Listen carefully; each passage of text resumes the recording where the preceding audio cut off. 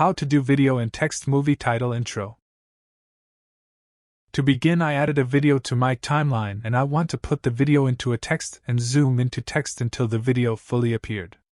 Use Type tool and click on Preview window and type the text you want. Now select the Selection tool and go to Captions and Graphics and in Edit tab.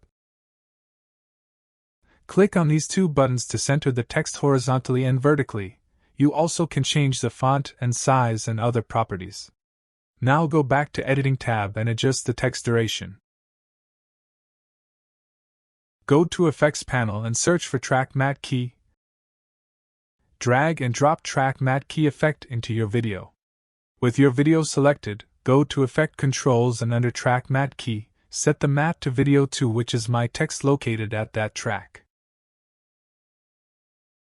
Now I put the video into the text, and it's time to zoom in on it and create the transition. Select your text and go to Effect Controls.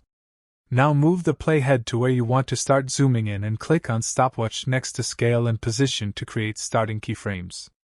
Then move the playhead a little forward and increase scale value and play around with position values until your video fully occupies all the frame. This will create second keyframes.